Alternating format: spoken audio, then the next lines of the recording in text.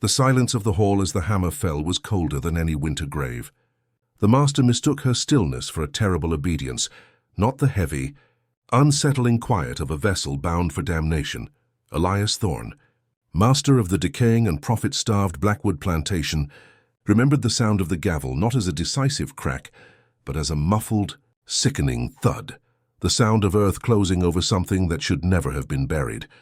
The air in the old warehouse was usually thick with the sweat and shouting of the trade, a feverish, desperate humidity that clung to the velvet of the bidder's stand. Yet, as the final lot of the day was presented, a profound, unnatural chill descended, chasing the shadows deep into the rafters. It was a coldness that settled not on the skin, but in the marrow, convincing every man present that the damp of the river had somehow managed to seep indoors and touch the very heart. Thorne, arrogant and fortified by 3 generations of dubious wealth, had grown impatient. All the vigorous, marketable stock was gone, purchased by rival planters who possessed better judgment or simply better luck. Only this final woman remained, standing utterly still upon the raised platform, the sickly yellow light of a single tallow lamp, doing little to soften the stark lines of her poverty or the disturbing antiquity of her gaze. She was young, perhaps no more than 19, but her eyes held the depth and desolation of centuries. They were black and flat like wet slate, absorbing the light rather than reflecting it. The auctioneer, a man named Garvey, who was known for his booming voice and practiced cynicism, found his pitch reduced to a squeak, his usual theatrical flourish replaced by an urgent, almost fearful haste. "The last of the property, gentlemen." A maid of good stature, strong, capable. The bidding starts low, exceptionally low by the grace of the hour. Who will take the final lot and conclude this day's prosperous dealings? Garvey's relief, when Thorne offered the paltry sum that secured the purchase, was palpable. It was a visible, sweat-slicked tremor that ran from his brow down to the hands clutching the worn mahogany railing. Other bidders, usually keen to scoop up a late bargain, kept their hands tucked deep inside their coats, their faces averted. They looked at the maid, then quickly away, as if staring too long might cost them more than coin. Thorne focused only on the shame of having to buy property so cheap, so late, dismissed their caution as superstition or snobbery. He saw an easily intimidated girl, easily mastered. He was wrong. This stillness she possessed was not the trembling fear of the enslaved, nor the weary resignation of the broken. It was the stillness of a deep well, waiting for the weight of a stone. When Thorne approached the platform to formalize the papers, a routine he despised but upheld as a matter of pride, he saw a detail that made his breath catch, not from fear, but from a flicker of unsettling intrigue. Around her left ankle, beneath the coarse hempen skirt, was not the crude iron cuff worn by all the others, but a band of tarnished, unfamiliar bronze. Engraved upon it were symbols that looked less like a smith's stamp and more like the spidery crawl of insect legs. Garvey hurried him away from the platform, his voice now a desperate whisper. "Take the papers, Master Thorne, and be swift." "A poor bargain, surely, but a bargain made." Thorne stopped, his pride pricked. "A poor bargain? She seems capable. Why the reluctance? Why did you not secure a proper price for her?" Garvey wiped his forehead with a shaking cuff, his eyes darting to the silent figure on the platform, who did not move, did not breathe, did not even seem to blink. "She has her history, Master. A deep, unpleasant history. A lineage that is troublesome to ensure." He leaned closer, the smell of damp linen and fear clinging to him. "It is not the girl you purchased, sir. It is the thing that follows her. Some properties, Master Thorne, are too old to sell cleanly. They carry their own deed, and you, sir, have just signed as the new custodian of the debt." Thorne laughed, a dry, brittle sound that did not reach his cold eyes. "Superstition. Peasant fright. I purchase a servant to work my fields, not a phantom." But as he led her quietly, away from the platform and toward the waiting carriage, a horrifying conviction settled upon him.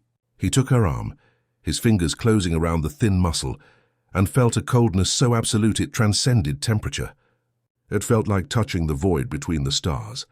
And for the first and only time in the long walk to the carriage door, she moved. Not her body, not her head, but her lips. They peeled back from her teeth in a smile so fleeting, so ancient, and so utterly devoid of human emotion that Thorne immediately released her, stumbling back. The smile confirmed Garvey's warning. The maid was not the vessel of a ghost, but the custodian of a covenant, and Thorne's ownership had merely ratified a transfer of dreadful responsibility. As he shut the carriage door on the silent maid, sealing them both into the damp, shadowed space, he heard the faint, high whistle of the wind, not outside, but seemingly from the knot of bronze at her ankle. It was a note of chilling finality, a lock clicking shut on his future. The journey back to Blackwood was long and silent, save for the rhythmic clatter of the iron wheels and the steady, cold pressure radiating from the figure across from him. Thorne leaned into the corner, attempting to use the dark as a shroud. But the shadow was already too deep. He realized the maid had not moved her eyes once since they left the auction house. They were fixed on the polished handle of his riding crop, and in their depths a tiny, terrible illumination began to bloom, a reflection of something that was not in the carriage, but was patiently waiting for them both at Blackwood. He had bought the final lot, and he knew with a paralyzing certainty that stole the warmth from his blood that the true owner had not yet come forward to claim the price. The true horror of Blackwood was not the heat of the deep south sun, but the pervasive, unshakable cold that followed the new maid, a chill so profound it settled like frost on the heartwood of the old house. At the edge of the property, where the cultivated sugarcane yielded to the tangle of the low-country marsh, the air grew thick with a smell not of sulphur or swamp gas, but of something far more troubling, forgotten flowers and wet, yielding earth. It was the scent of a grave freshly disturbed, overlaid with the sweetness of decay. This odor preceded the maid, whose name was rumored to be Elara, wherever she walked, faint but undeniable, like a whisper confirming a terrible truth. When Master Thorne finally dragged himself and his terrible bargain back to Blackwood Manor, the house itself seemed to recoil. The windows, usually reflecting the violent midday light, appeared opaque and dull. The great oak doors that had stood firm against storms for a century now seemed to sag inward on their hinges, groaning softly, as if admitting an unwelcome and ancient guest. The elder house staff, those few who had served 2 generations and knew the dark whispers woven into the very plaster, were the first to feel the shift. Before Elara had even been assigned her chores, the cooks found the fire in the great kitchen hearth, stubbornly refusing to hold its heat. The smoke, instead of rising, seemed to settle back into the chimney, darkening the brickwork with a heavy, unwholesome soot that refused to be scrubbed clean. It was Mam Lena, the ancient laundress whose vision was failing, but whose instinct for dread was razor-sharp, who articulated the fear first. She stood by the back stairwell, clutching a baptismal cloth worn thin by time, and watched Elara pass on her way to the dismal attic room. Elara did not look at Lena, yet the air around the older woman tightened, stealing her breath. "It ain't natural." "Master Thorne's find," Lena muttered to the young, trembling boot-boy Caleb. "She walks, but the light don't follow. Look at her shadow, child. It don't lay flat on the floor. It drinks the wall." Caleb, too afraid to look directly, only nodded, but he had noticed the same. The rafters of the house, heavy beams of southern pine, seemed to shrink from her shadow. When she walked beneath a doorway, the geometry of the light seemed to bend and pull away, leaving a strange temporary void that felt colder and deeper than any natural darkness. The house was trying to make itself smaller. Hoping to escape the circumference of her influence, Elara was assigned a small, dry room at the end of the second-floor servants' corridor, a space ironically known among the staff as the nursery. It had been empty for 20 years, ever since Thorne's younger sister lost her own infant in the fever and removed every last relic of childhood. Now, as Elara crossed its threshold, the house seemed to remember its loss. The staff later swore they heard a thin, faint sound emanating from that empty room, like the distant, mournful creak of a rocking cradle, though no such furniture existed within the manor's walls. The older house staff, bound by necessity and a profound, paralyzing terror, took great pains to not meet the new maid's deep, hollow gaze. They navigated the halls like blind sailors, always keeping their eyes fixed on the floorboards or the patterns of the wallpaper, fearing that a moment of direct recognition would be enough to snare them in her invisible net. When they had to address her, to pass a bucket or point to a task, their voices dropped to a nervous, high-pitched monotone, avoiding all unnecessary words. The water, "Maid, set it there," they would whisper, never using her name. "The linen. Take it up." Ilara never responded in kind. Her obedience was total and immediate, but she moved with a lack of organic urgency, like an object moved by an unseen hand. Her footsteps were light, almost soundless, and the floorboards did not protest her weight. One twilight evening, the mistress, oblivious and preoccupied with her silks, complained of the sudden deterioration of the great house portrait, an oil painting of Thorne's stern grandfather. The pigments, vibrant just last week, had begun to blister and peel with alarming speed. A thin black dust was collecting on the lower lip of the gilt frame, and when the master touched it, it felt fine and greasy, not like charcoal, but like the remains of dried flowers crushed to ash. The master, already wrestling with the paralyzing fear that followed his purchase, called for a lamp. The light revealed an impossible sight. A single tiny patch of the mahogany floor beneath the portrait had begun to sprout a sickly green moss, the color of drowned things. Yet the carpet around it remained dry and untouched. He sent for the handyman, a man named Jesse, and ordered him to scrape away the stain. Jesse, already shaken by the maid's presence, took one look at the unnatural growth, and his refusal was clear, though unspoken. He simply turned away, his hands shaking, and whispered, "That ain't stain, master. That's a growth. The house knows what's come in, and it's trying to close the wounds on the earth she brings with her." Thorne dismissed the man and scraped the floor himself, tossing the handful of wet, dark soil and green filament into the fireplace. Later that night he lay awake, listening to the heavy, settling silence of the manor. And from the empty hearth, where the tainted soil had been thrown, he heard a sound, not a crackle of flame, but the soft, chilling click-click-click of something hard being tapped lightly against the stone. It was a rhythm utterly alien to the sounds of a sleeping house, and it seemed to be calling with measured patience from deep within the chimney's impenetrable dark. The house was trying to tell him that the stain of the purchase could not be simply scraped away. The rot had found a way to grow up through the mortar and into the master's own halls, waiting for the roots to finally take hold. The true infection begins not with a scream, but with the subtle, insidious shift of the master's own desires, pulling him toward the forbidden sound of her silence. The maid, Ilara, had been placed in the attic room, a miserable space where the oppressive heat of the day was only replaced by the deep, resonant chill of the night. It was there, beneath the peeling whitewash and the criss-crossing shadows of the rafters, that she made her anchor. She kept a single, tightly bound knot of black threads concealed beneath the loose floorboards of her new room. This was not a superstition. It was a ritual of containment, a mooring line fastened to the terrible thing she bore. The knot was made of human hair, thin and slick with age, twisted so tightly it resembled the coiled black heart of a sleeping spider. When Ilara placed it there, lifting the scarred floorboard with a fingernail stronger than slate, she did not look at it, treating it as an object of profound, necessary dread. She knew the secret. The wood of the house possessed a memory, and this knot was not meant to keep the secret hidden, but to keep the house itself from forgetting its new wicked tenure. Every night, the old wood beneath it would weep a thin, viscous resin. It was not sap, but a dark, slow oil that seeped from the grain, gathering in a sticky, bitter pool around the knot. The resin smelled faintly of camphor and metal, a medicinal scent that seemed to promise a cure, but only delivered a deeper sickness. This leakage was the house's attempt at exorcism, its slow, futile effort to sweat out the corruption that had been forced upon its foundations.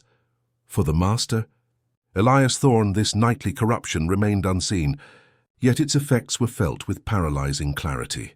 The maid was not simply working in his house, she was altering its very geometry, placing the center of its dread in her small, neglected room. Thorne found himself drawn to the maid's quarters at midnight, a compulsion cold and foreign, replacing his usual nightly glass of brandy with an overwhelming, silent pilgrimage up the winding dark stairs. This was not lust, nor was it curiosity. It was the pull of an engine, a dreadful necessity. The closer he got, the more his own thoughts seemed to drift away from his head, replaced by a crystalline silence in which only one sound existed. He would stop halfway up the second flight of stairs, sinking down onto the cold, worn wood, his breath shallow and his heart thumping against his ribs like a trapped bird. There he would listen. From behind the closed door of the attic room came a low rhythmic humming. It was not a tune, nor was it speech. It was a drone deep in the throat, perfectly steady, like the vibration of a massive subterranean bell. The sound was hypnotic and terrible, and it seemed to promise the slow unmaking of time. One night, driven past all sensible caution, Thorn crept to the door and pressed his ear to the wood. The humming intensified, and he realized with sickening clarity that the vibration was not external but internal. The hum was coming from within the very structure of the house, resonating through the wood that was weeping below. It spoke to him not in words but in the language of loss and finality. Tick, tock, undo, undo. Thorn's skin crawled, and he imagined the humming was smoothing the sharp edges of his life, sanding down the memories of his children, reducing the certainty of his past to fine, uncollectible dust. He felt his ownership over the plantation, over his life, over the maid herself, dissolving like sugar in hot tea, a faint, sickly sweet odor, the forgotten flowers and wet earth, seeped through the crack beneath the door.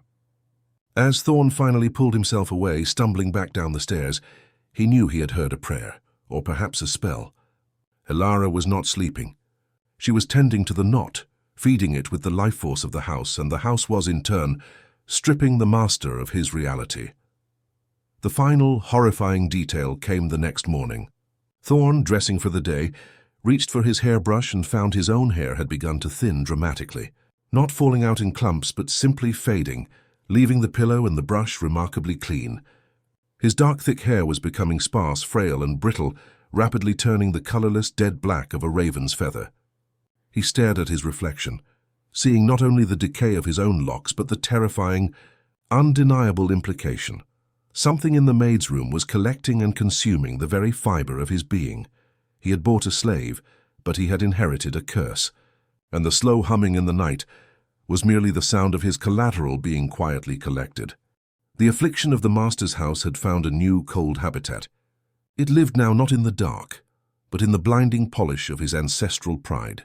Using light itself as a lens for damnation, Elias Thorn's inherited silver was the only thing in Blackwood Manor that felt truly clean. It was his obsession, meticulously catalogued and endlessly burnished, a vast metallic library of family vanity designed to refract light and proclaim dominion. But with the presence of Elara, the maid, the silver began to hold something far darker than mere reflection. The master began to see flickering reflections in the polished surfaces of his inherited wealth. Glimpses so quick and unsettling, they felt less like an optical trick and more like a seizure of sight.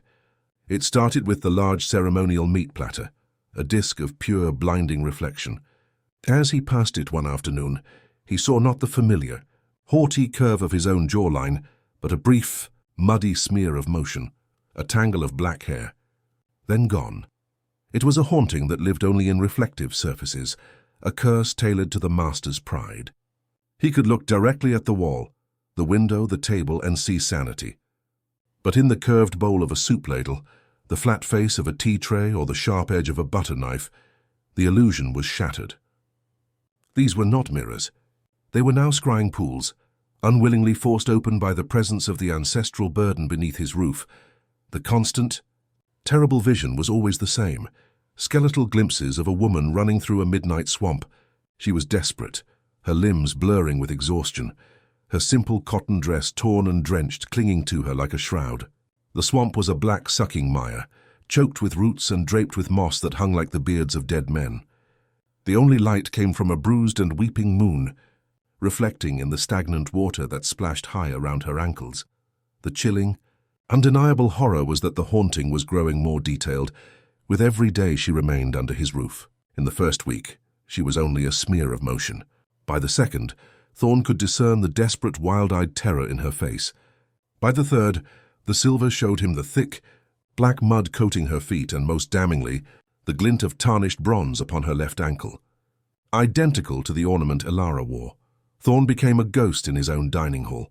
He would sit for hours, bathed in candlelight, positioning his inherited silver like an elaborate trap, trying to stop the woman in her spectral flight. He would hold a tankard up to his eye, trying to discern the identity of the pursuer, for no one runs that desperately without being chased. One afternoon, he caught his wife, the mistress, peering over his shoulder, drawn by the stillness of his obsession. "Elias," she whispered, her voice tight with concern. "What are you doing with the fish slice?" "It needs no more cleaning." Thorn gripped the handle until his knuckles were white. "Look here," he commanded, his voice hoarse, pointing to the reflective surface. "Look into the depth. Tell me what you see running in the shadows." The mistress leaned close, her breath smelling of lemon and lavender. She tilted the silver delicately and looked. She saw only her own reflection, a frightened, pale woman, and behind her the anxious, distorted face of her husband. "I see the housekeeper has done her duty, Elias. It is immaculate. You look ill. Come away from these cold things." Her inability to see it only deepened his isolation, intensifying the dread. The haunting was not for the house. It was for the owner, a private communication from the debt collector. He tried desperately to communicate with Ilara, the maid. He cornered her in the hall, holding a silver spoon, its bowl now perfectly rendering the running woman's panicked, screaming face. "What is this?" he hissed, thrusting the spoon close to her dark, unblinking eyes. "What is chasing you in the water? Tell me its name." Ilara merely looked at the spoon, then at the master, her expression unchanging, hollow. But a faint, sweet smell, the forgotten flowers and wet earth, rose sharply from her clothes, filling the hallway like a noxious vapor. She finally whispered, her voice dry and brittle like parchment tearing, "It is not chasing me, master. It chases the claim." In that moment, the reflection in the spoon changed. The running woman, still panicked, suddenly looked over her shoulder, not into the spectral swamp, but directly out of the silver and into the master's eyes. Her expression shifted from terror to a terrible, profound pity. Then the true horror was revealed. As the woman faltered in the vision, the pursuer emerged from the black water behind her. It was immense, shapeless, a mass of swirling shadow and wet decay, illuminated only by 2 points of unnatural, cold blue light that served as its eyes. It moved without running, merely rising from the mire. But when it reached the spot where the runner had been, it paused. And in the final, sickening detail the silver delivered, the enormous, sightless shape turned its attention from the swamp to the reflection of the master himself. The blue points of light focused directly on Thorn's image. In the polished bowl of the spoon, the master saw his own horrified face begin to melt, the features blurring, contorting, until they merged perfectly with the cold, shapeless shadow of the pursuer. The silver had delivered its message. The chase was over, and the creditor had found its inheritor. Thorn dropped the spoon, which clattered on the floor perfectly silent, reflecting only the blank ceiling. He knew then that the haunting wasn't a punishment for what he owned, but a horrifying preview of what he was about to become. The wind died not naturally, but with a deliberate, suffocating finality, leaving behind a silence so deep it felt like the world had held its breath, waiting for a terrible sound to rise from the damp earth.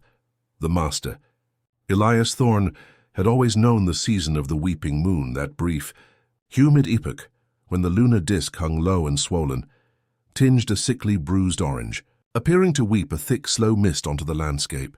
It was a time when the cane grew highest and thickest, sealing the world into oppressive heat. But this night was different. This night, the moon wept for him. The night air was utterly still, heavy with the stench of the slow-seeping resin from the manor floor and the cloying sweetness of the surrounding cane. Thorn stood on the veranda, his spine pressed against the cold column, trying to convince himself that the faint, rhythmic humming from Ilara's distant room was merely the settling of the old house. But when the cane fields began to rustle with voices on windless nights, his sanity finally buckled. It began as a sound like the collective sigh of 10,000 distressed sleepers, a mournful whisper that swept through the tall, dry stalks where no breeze could penetrate. The movement was not random. It moved with a purpose, circling the manor, creating shifting patterns that implied a careful, deliberate pacing in the dark. The old field workers, those who had seen generations rise and fall on this wicked, fertile soil, spoke only in hushed Gullah, their dialect thick and impenetrable. Layered with warnings, Thorn was desperate, yet unable to comprehend fully. They kept their doors barred and their lamps doused, their faces pressed against the cracks in the wood. Thorn forced one of them, old Zechariah, away from his cabin and into the moonlight. Zechariah was too old to fear the master's whip, but he trembled with a profound, spiritual dread. "Tell me what walks in the cane, old man," Thorn demanded. his voice thin and sharp with paranoia. Zechariah kept his gaze fixed on the ground where the grass met the cane, as if fearing the earth might open up. He spoke in a voice brittle with age and terror. "Ain't walking, master, it flows. It's the haint, and it ain't no ghost for the dead." It come for the memory. Thorn gripped the man's shoulder. "Memory? Nonsense. A spirit seeks the soul." "No, master," Zechariah insisted, a single tear cutting a track through the dust on his cheek. "Soul is too hard to hold. Haint takes the remembering. Take the sweet things, take the bitter things. Leave a shell behind, empty and clean for the thing that bought the debt."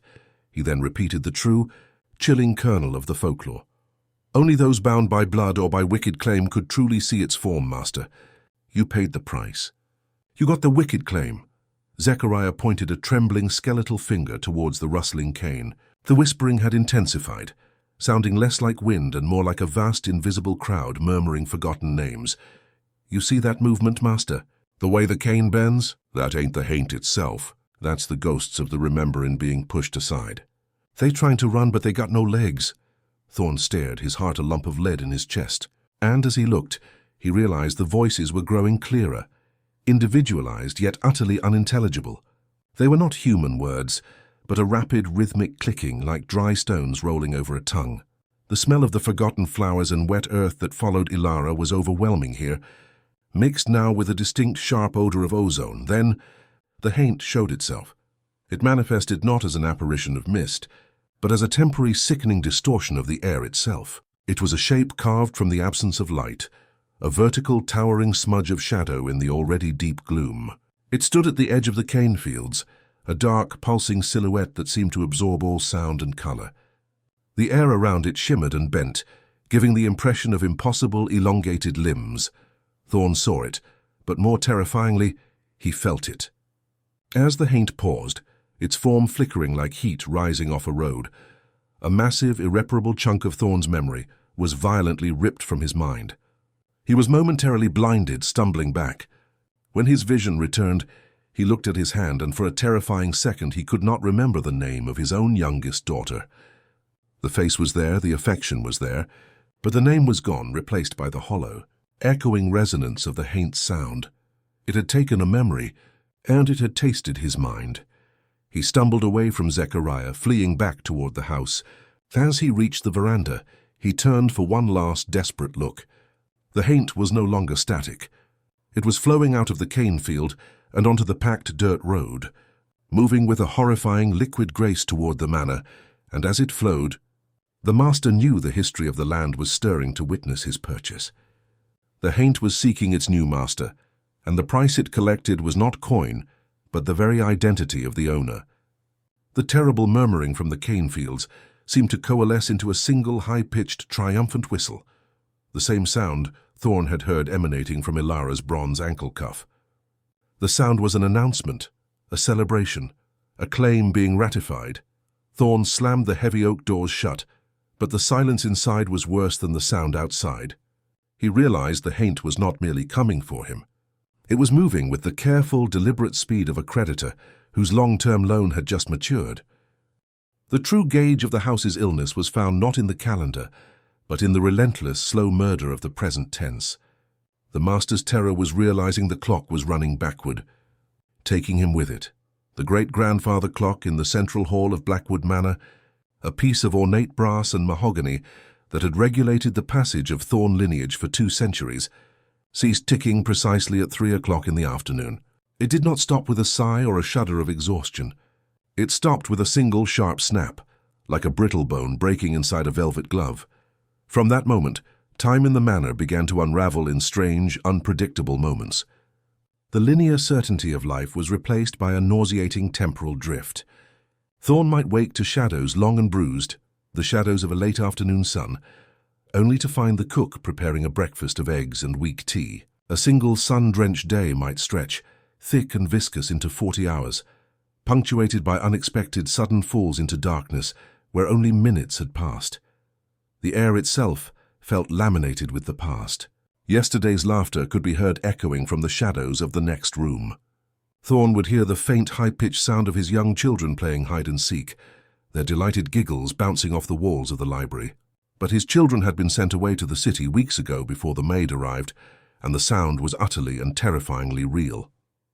Sometimes the echoes were older, the sharp, imperious bark of his father giving orders, or the low, desperate prayers of servants from a century past. These spectral acoustics were not ghosts. They were audio artifacts, the present house carelessly overlapping the past, like two glass plates rubbing against each other. The maid, Ilara, worked in this temporal chaos with unnerving precision. She would sweep the dining room at the exact moment the clock snapped back 3 minutes, causing her broom to pause mid-air, only to continue the stroke when the clock settled. She moved as if time obeyed her rhythm, not the house's. The greatest visual horror was reserved for the master's gallery. This room held the stern, painted gazes of the Thorn patriarchs, 7 generations of men who had built and owned Blackwood, including the man who had bought the very first enslaved soul. The master's ancestral portraits seemed to grow younger with every passing hour. The effects were subtle at first. The stiff grey moustache of great-grandfather Alistair softened, losing its silver threads. The eyes of grandfather Silas, painted during his troubled late middle age, became less cynical and more youthful, the confusion still there, but now raw and inexperienced. By the 3rd day of the clockwork unpicking, the changes were profound. The lines around their mouths dissolved, their clothes became darker, richer.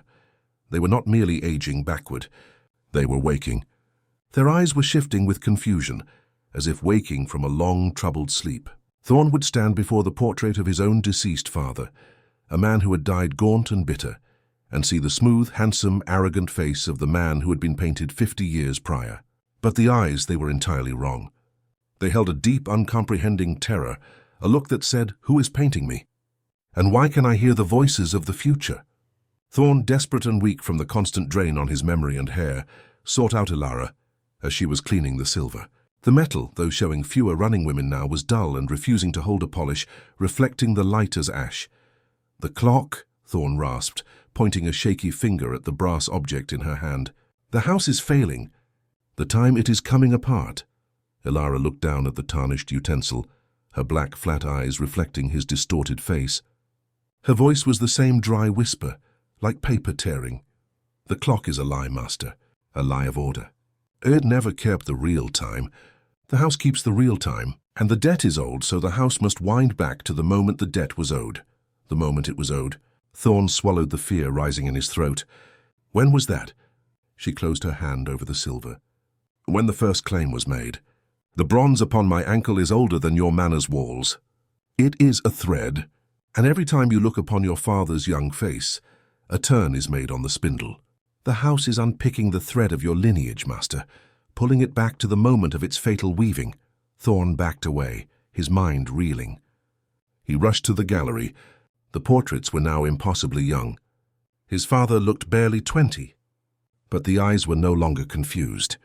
They were wide open, lucid, and fixed with cold hatred on the door, waiting for the man who was painting him to finish his work. They knew him now. Thorn stumbled back into the hall just as the grandfather clock, silent for 3 days, began to move. But it moved not with the steady tick-tock of progress, but with a terrifying, continuous grinding whine, the sound of all its gears fighting against the principle of motion. The minute hand did not advance. It flew backward, blurring into a dark streak as it tried to undo 300 years in a single frenzied cycle. Thorn looked at his reflection in the dark, polished surface of the mahogany clock face. The glass was warping his image, his already thinning hair seeming to vanish entirely, his eyes sinking deep into newly formed sockets.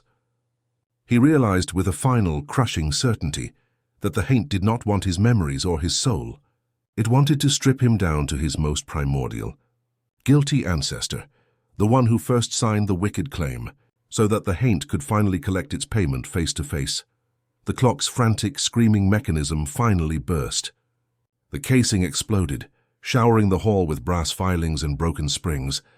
The moment the sound died, Thorn heard the muffled, unmistakable thud of a gavel striking wood, echoing in the absolute silence of the hall. He looked down and saw a freshly painted portrait of a young man he did not recognize, the first ancestor, hanging on the wall. The paint was wet, the canvas smelled of turpentine, and the eyes were open, wide, and waiting. He cornered her in the damp root cellar, the air thick with the smell of mold and grave soil, believing he was finally forcing a confession from a terrified girl. He did not know he was instead summoning an antique, rattling voice from the deepest well of the earth. The master, Elias Thorne, was no longer merely plagued by ghosts. He was being actively unmade. His sight was unreliable, his memories were vanishing in sudden, terrifying blanks, and his reflection in any surface was a sickening, shifting caricature of himself and his ancient ancestor. Driven by the primal fear of total dissolution, he decided that the debt, the terrible price, must be extracted directly from its carrier. He cornered Ilara in the root cellar, a space beneath the manor where the floor was packed earth, kept perpetually cool and smelling of rot and the deep, wet secrets of the land. He had dismissed the few remaining servants, leaving the two of them alone with the cold, unmoving stare of the winter squash and the silent testimony of the damp walls. He held a shovel, not as a weapon, but as a symbolic tool of excavation, a threat to dig up the truth. "The running," Thorne rasped, his voice raw from lack of sleep. "The silver shows me a woman running. The haint takes my memory. And you watch the clock undo my life. Tell me the covenant. Tell me why you were the last lot, the unwanted property. What is the terrible price, girl?" Ilara was pressed against the rough-hewn wall, her stillness absolute. Her black eyes were wide, but empty of distress, fixed instead on a single crystalline vein of salt embedded in the root cellar stone. The air grew thick, not just with mold, but with an intense metallic taste, like old blood or rust. Thorne lunged forward, grabbing her by the shoulders, shaking her with the frenzy of a trapped animal.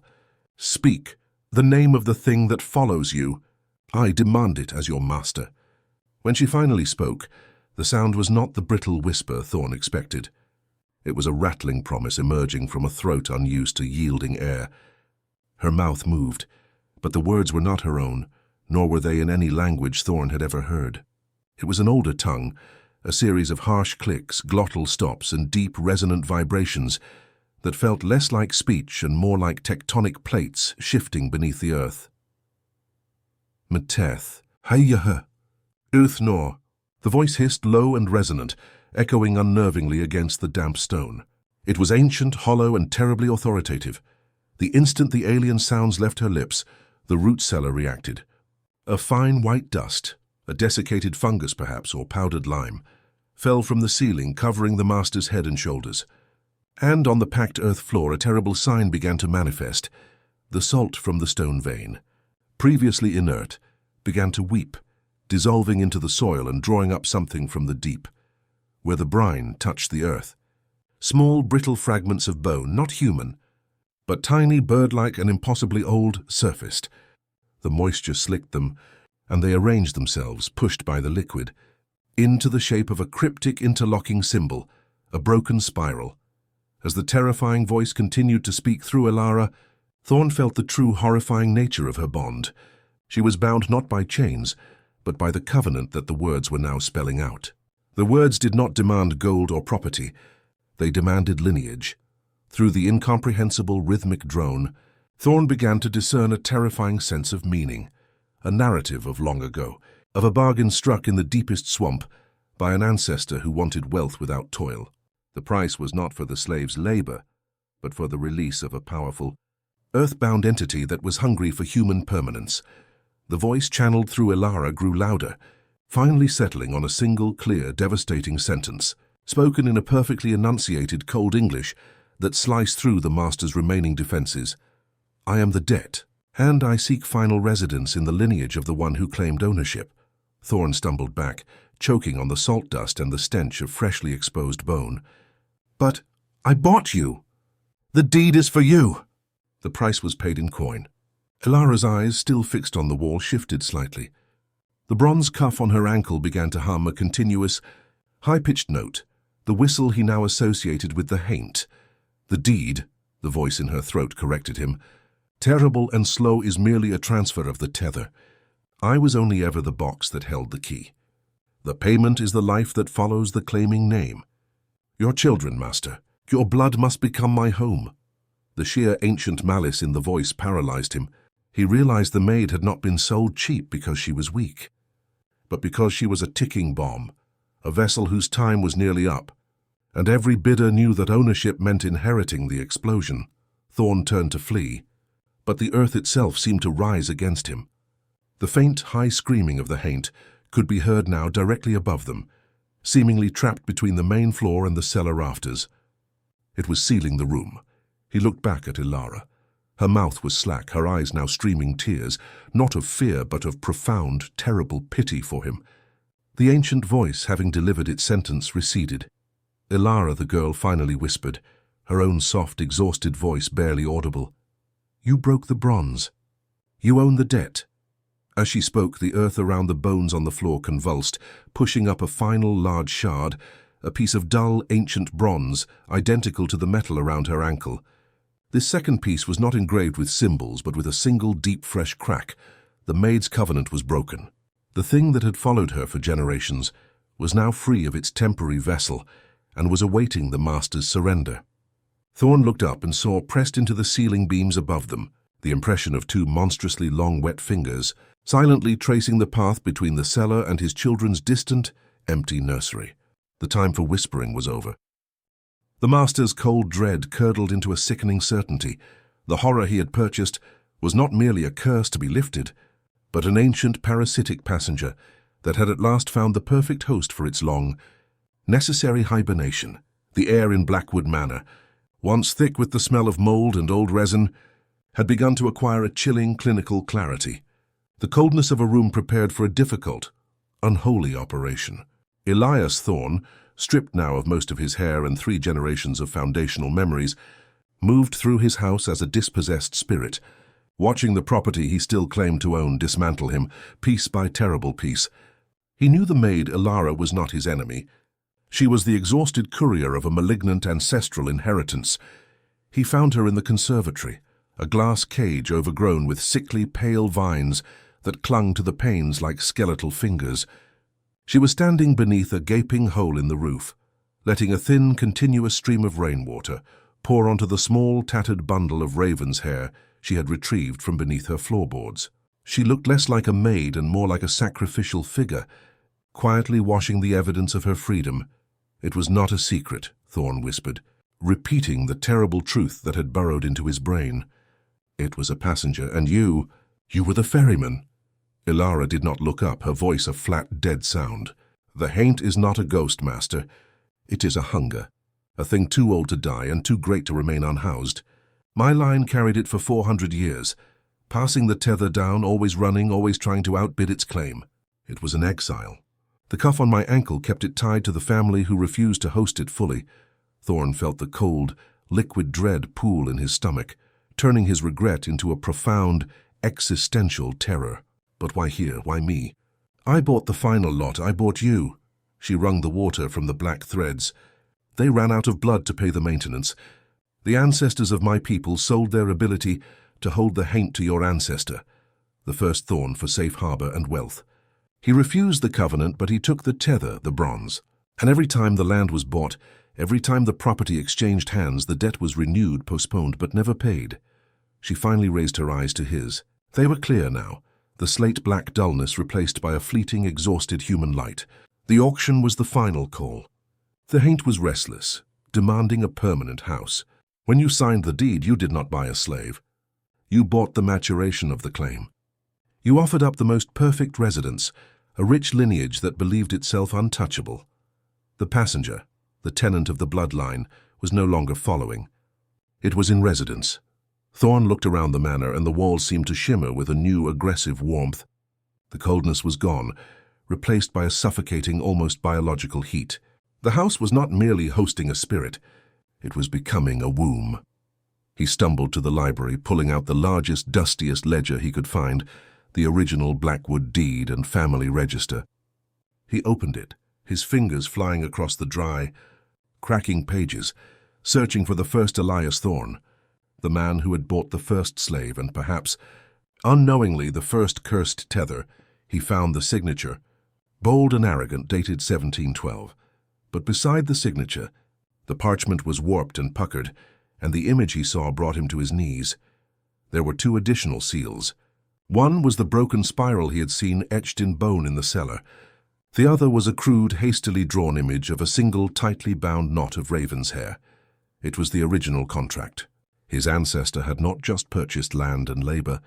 He had signed a lease agreement for his entire progeny. "It seeks a permanent warm home," Thorn whispered, remembering Ilara's words. The Haint had moved through generations of her people, but it could never stay. It was always tethered, always an unwelcome guest. But the Thorn line, rich in ambition and arrogance, was the perfect final container. He looked at the open ledger, and a drop of dark, viscous resin, identical to the fluid that had wept from Ilara's floorboards, fell from the ceiling directly onto the page, scorching the parchment where his ancestor's name was written. The horror was complete. It was not his body the Haint wanted, for his was already dissolving, his memory too poor to sustain a soul. Theart wanted his bloodline, the future, the unbroken line of sons who bore the name Elias Thorn. It wanted to settle, to hibernate, and to become the name. He heard a low, persistent drumming begin, not from the foundation as before, but from the upstairs nursery, the room he had emptied days ago. It was a dull, rhythmic thump-thump, like a tiny heart being beaten into existence. He looked up and saw Ilara standing in the doorway of the conservatory, her eyes now closed in a state of final, weary peace. She had completed her terrible duty. The passenger had found a new vessel. She whispered one last devastating sentence. "The lease is paid in full, Master. The tenant is moving in, and it requires quiet for its long sleep." Thorn dropped the ledger and began to move, running not for his life, which was already forfeit, but for the lives of his sons. He knew the Haint was not seeking his death. It was seeking his continuation, twisting his name into the very cradle of its residence. He ran toward the terrible drumming, knowing he was too late, running to witness the harvest of his children's identities. The rhythmic, demanding drumming began not in the walls, but in the center of Elias Thorn's own chest, a hollow percussion that signaled the final, terrible rhythm of the Covenant. He was running against a clock that measured not seconds, but the last slivers of his children's living identity. Elias Thorn fled the root cellar, the shovel clattering uselessly on the damp stone, the taste of salt and bone still burning on his tongue. The realization that the tenant of the bloodline had rejected him as a vessel and was instead seeking to settle in the clean, uncompromised future of his sons was a terror that surpassed all fear of death.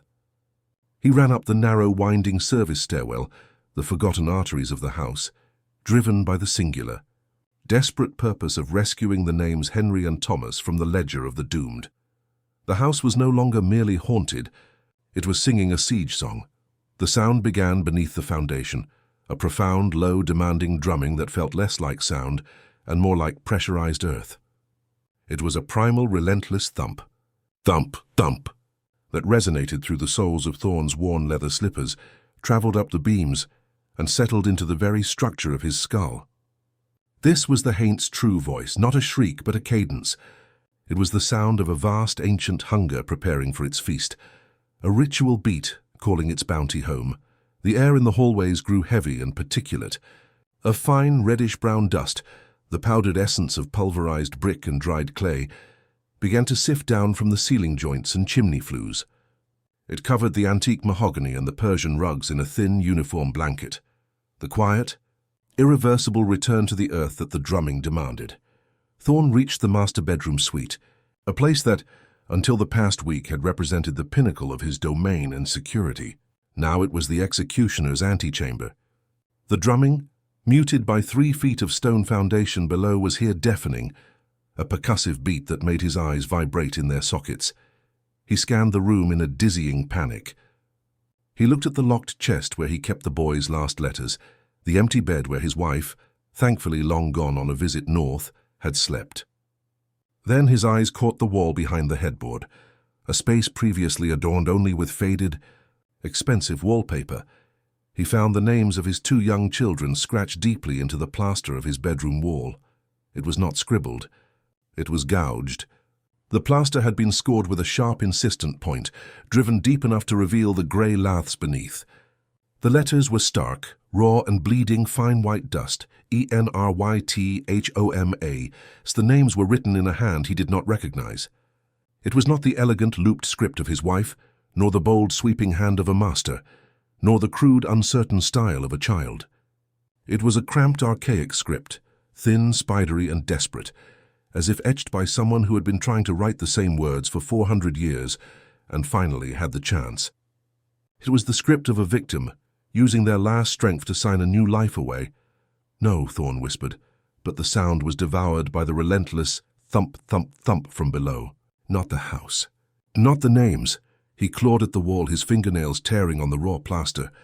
He tried to scrape the letters away, to deny their existence, to unwrite the terrible ledger. He succeeded only in enlarging the dust cloud and bloodying his fingers. As his hand rested over the gouged letter H of Henry's name, a terrible, intimate dread flooded his mind, a whispered dialogue that bypassed his ears entirely and settled into the core of his consciousness. The memory is gone, Thorn. The essence is all that remains. We do not take the body. We take the seed.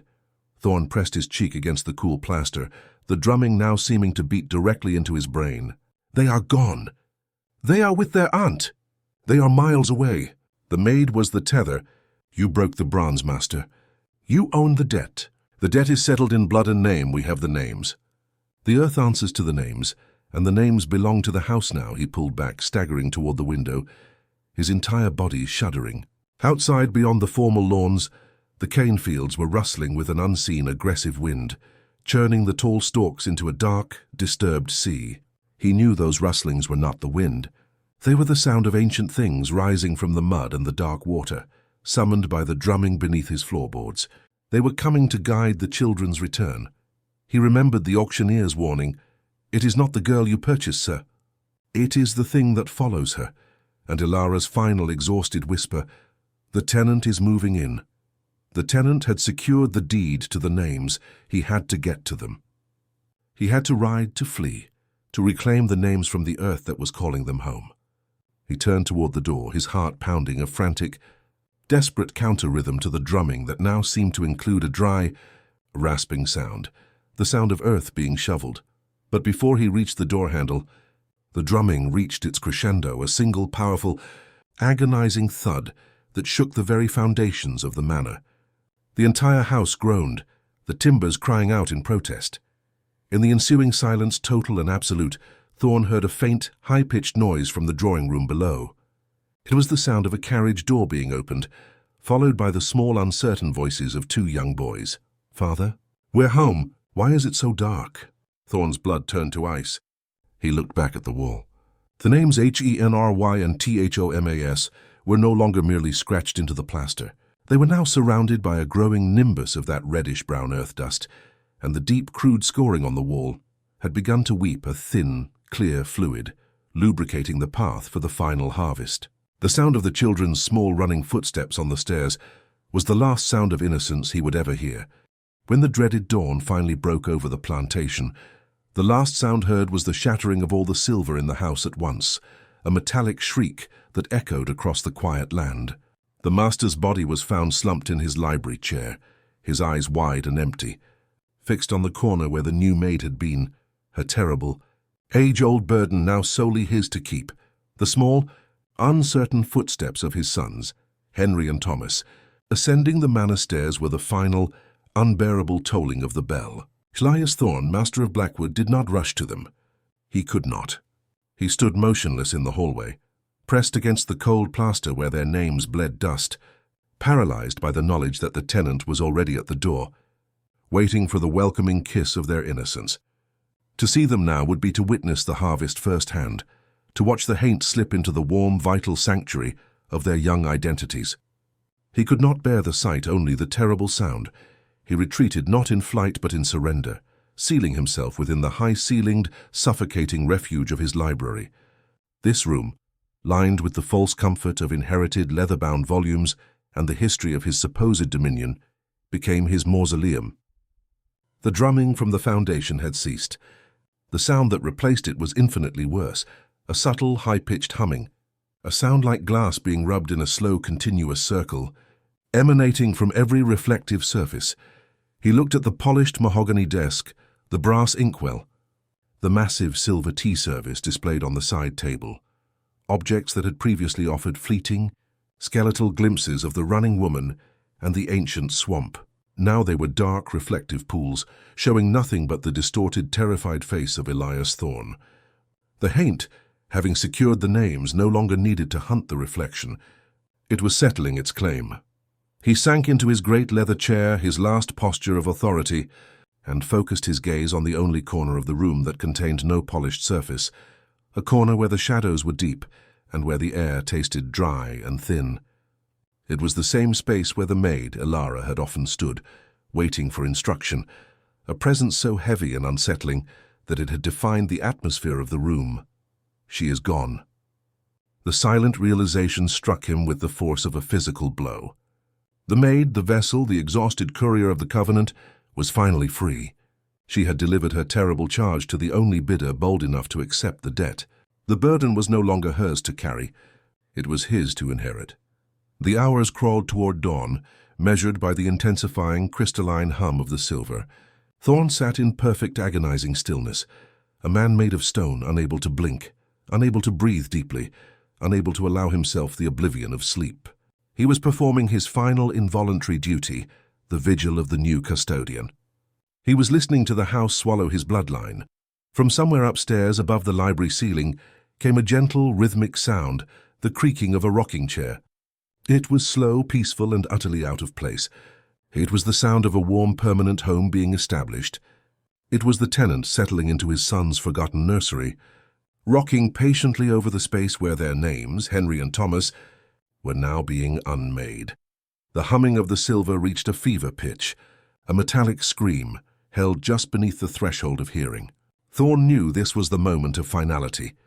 The Haint, having secured the seed of the bloodline, was now destroying the evidence of its own exile. The reflective surfaces, the tools it had used to glimpse the world while bound to Elara's tether, were no longer needed. Just as the first, grey-blue light of the dreaded dawn fractured the black horizon outside the tall windows. A sound erupted. It was a single, simultaneous, horrific shriek of metal tearing against itself, the shattering of all the silver in the house at once. In the library, the tea service exploded. Not with powder or fire, but with internal pressure.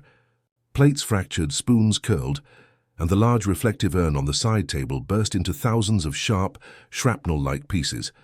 The metallic sound was a single deafening cry that pierced the dawn silence, a final violent act of closure that echoed across the quiet land. When the dust settled, the silence that followed was absolute. The Haint was fully housed. The Covenant was fulfilled. Later that morning, when the cook dared to enter the main house, she found the library exactly as Thorne had left it, bathed now in the cold, neutral light of the rising sun, the unclaimed vault of morning light. The master's body was found slumped in his library chair, his pose unnervingly relaxed, his flesh already cold. His eyes were wide and empty, fixed with an expression of profound terminal knowledge on the corner where the new maid had stood. He had seen the truth, and the sight had been enough to vacate his soul. On the floor, nestled precisely in that corner, was the item the maid had left behind, the tarnished, unfamiliar bronze cuff. It was split down the middle, cracked by the final transfer of the passenger. The cook did not find the maid, Elara, anywhere in the house or on the grounds. She was simply gone, having discharged her lineage's debt. But the cook did find two young boys, Henry and Thomas, standing by the stairs waiting patiently. They were clean, quiet, and utterly still, with eyes that were black and flat like wet slate, absorbing the light rather than reflecting it. The cuff was broken, but the burden, the cold, ancient, restless tenant of the bloodline, was now solely Elias Thorne's to keep, in the only way an owner could as a silent, permanent inheritance in the form of his two sons.